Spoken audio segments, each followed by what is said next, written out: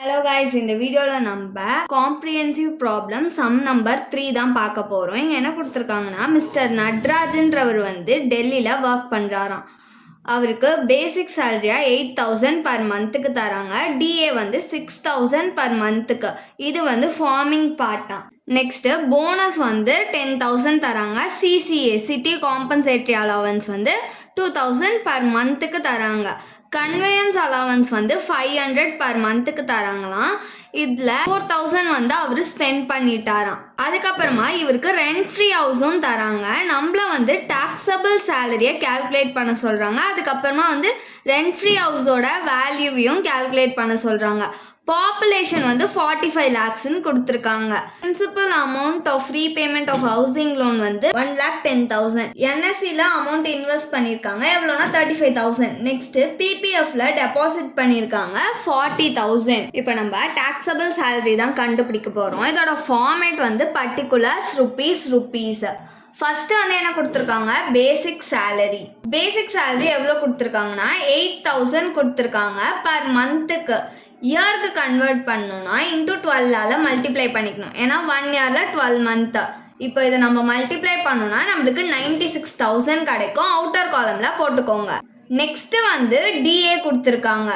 DA எவ்வளோ கொடுத்துருக்காங்கன்னா 6,000 per மந்த்துக்குன்னு கொடுத்துருக்காங்க.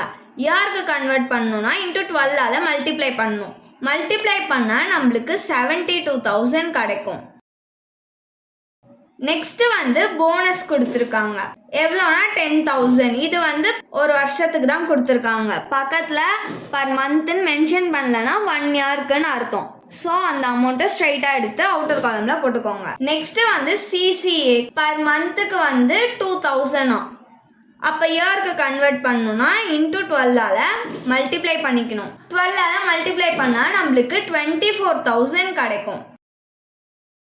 கன்வேயன்ஸ் அலவன்ஸ் கொடுத்துருக்காங்க. கன்வேயன்ஸ் அலவன்ஸ் எவ்வளோ கொடுத்துருக்காங்கன்னா 500 பர் மந்த்துக்கு கொடுத்துருக்காங்க. இயருக்கு கேல்குலேட் பண்ணணும்னா இன்டூ 12ஆல் மல்டிப்ளை பண்ணிக்கணும். மல்டிப்ளை பண்ணால் 6,000 கிடைக்கும். இன்னர் காலமில் போட்டுக்கோங்க. ஏன்னா ஸ்பெண்ட்டை மைனஸ் பண்ணி நம்ம அவுட்டர் காலமில் காமிக்கணும். Minus amount spend. எவ்வளோ அமௌண்ட் ஸ்பெண்ட் பண்ணியிருக்காருன்னா இந்த கன்வேயன்ஸ் அலவன்ஸ்லேருந்து 4,000. இப்போது இது ரெண்டுத்தையும் மைனஸ் பண்ணி அவுட்டர் காலமில் போட்டுக்கலாம். மைனஸ் பண்ணோன்னா நம்மளுக்கு 2,000 கிடைக்கும். இவருக்கு ரெண்ட் ஃப்ரீ ஹவுஸ் கொடுத்துருக்காங்களாம். அப்போ நம்ம டாக்ஸபிள் ஆர்எஃப்ஏ கண்டுபிடிக்கணும். இப்போ டாக்ஸபிள் ஆர்எஃப்ஏ கால்குலேட் பண்றதுக்கு format particulars rupees. Taxable RFA கண்டுபிடிக்கணும்னா பேசிக் சேலரி, போனஸ், கமிஷன், அதுக்கப்புறம் அலவன்சஸ், டிஏஎஸ்பி இது எல்லாத்தையும் நம்ம எடுத்துக்கணும். First basic salary. Basic salary எவ்வளோனா 8,000 பர் மந்த்துக்காம். இயருக்கு கன்வெர்ட் பண்ணணும்னா இன்டூ 12ஆல் மல்டிப்ளை பண்ணிக்கணும். மல்டிப்ளை பண்ணணும்னா நம்மளுக்கு 96,000 கிடைக்கும். நெக்ஸ்ட் டிஏ எடுத்துக்கணும். டிஏ ஃபார்மிங் பார்ட்டுன்னு கொடுத்துருக்காங்க. அப்போ இது டிஏஎஸ்பி தான்.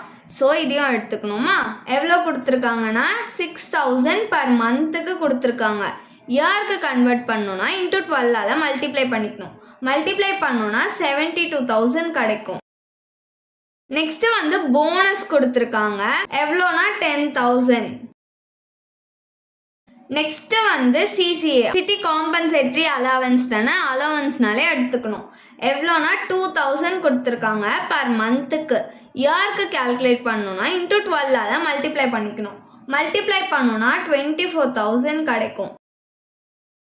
நெக்ஸ்ட் கன்வேயன்ஸ் அலவன்ஸ் எவ்வளோ கொடுத்துருக்காங்கன்னா 500 கொடுத்துருக்காங்க பர் மந்த்துக்கு. இயருக்கு கேல்குலேட் பண்ணணும்னா இன்டூ 12ஆல் மல்டிப்ளை பண்ணிக்கணும். மல்டிப்ளை பண்ணணும்னா 6,000 கிடைக்குமா. மைனஸ் அமௌண்ட் ஸ்பெண்ட் எவ்வளோனா 4,000. இது ரெண்டுத்தையும் மைனஸ் பண்ணி தான் காமிக்கணும். கன்வேயன்ஸ் அலவன்ஸ் மைனஸ் பண்ணணும்னா 2,000. இவ்வளோதான் கொடுத்துருக்காங்க. இப்போ இது எல்லாத்தையும் ஆட் பண்ணிக்கலாம். இது எல்லாத்தையும் ஆட் பண்ணோன்னா நம்மளுக்கு 2,04,000 rupees கிடைக்கும். இது சேலரி. இப்போ இங்கே பாப்புலேஷன் மென்ஷன் பண்ணியிருக்காங்க. அப்போது நம்ம பாப்புலேஷன் பேசிஸில் பர்சன்டேஜ் எடுத்தோன்னா நம்மளுக்கு டாக்ஸபிள் ஆர்எஃப்ஏ கிடைச்சிடும். 45 lakhsன்னு பாப்புலேஷன் கொடுத்துருந்தாங்களா. பாப்புலேஷன் 40 lakhsக்கு அபவ் இருந்துச்சுன்னா 10% சேலரியிலேருந்து நம்ம எடுத்துக்கணும். ஸோ 10% ஆஃப் சேலரி எவ்வளோனா 2,04,000 இன்ட்டு 10%, ஸோ டிவைடட் பை 100, கீழே 100 போட்டுக்கணும். இப்போ இதை கால்குலேட் பண்ணோன்னா நம்மளுக்கு 20,400 rupees கிடைக்கும். இதுதான் நம்மளோட டாக்ஸபிள் RFA. இப்போ வந்து டாக்ஸபிள் RFAவை எடுத்து எழுதிக்கலாம். எவ்வளோ கண்டுபிடிச்சோன்னா 20,400 rupees. இப்போ இது எல்லாத்தையும் ஆட் பண்ணிக்கலாம். இது எல்லாத்தையும் ஆட் பண்ணோம்னா நம்மளுக்கு 2,24,400 rupees கிடைக்கும். இதுதான் வந்து கிராஸ் சேலரி. இப்போ நம்ம டாக்ஸபிள் சேலரி கண்டுபிடிக்கணும்னா நம்ம டிடக்ஷன்ஸை மைனஸ் பண்ணணுமா?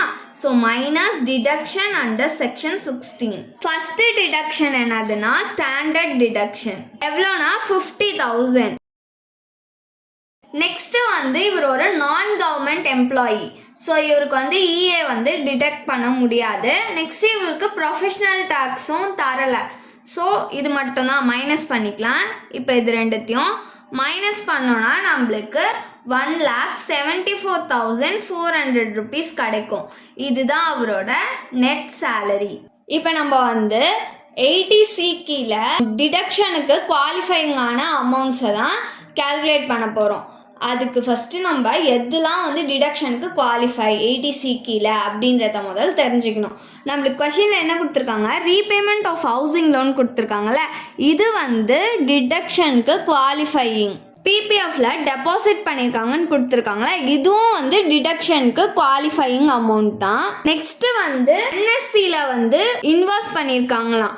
நேஷ்னல் சேவிங் சர்டிஃபிகேட் என்எஸ்சினா டிடக்ஷனுக்கு குவாலிஃபையிங் அமௌண்ட் தான். இப்போ குவாலிஃபையிங் அமௌண்ட் தான் நம்ம கண்டுபிடிக்க போகிறோம். Repayment of housing loan. Repayment of housing loan எவ்வளோ கொடுத்துருக்காங்கன்னா 1,10,000. இதை அவுட்டர் காலமில் போட்டுக்கோங்க.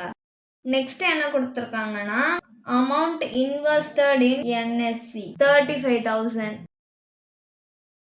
நெக்ஸ்ட் வந்து deposit in PPF எவ்வளோ கொடுத்துருக்காங்கன்னா 40,000.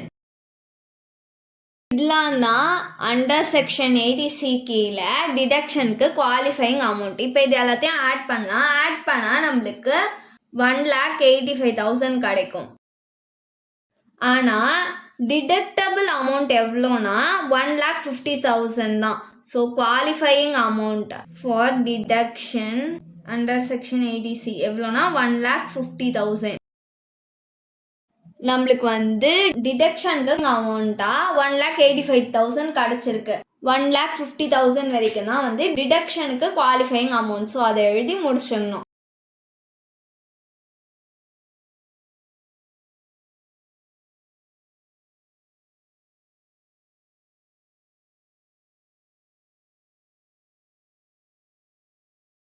Thanks for watching.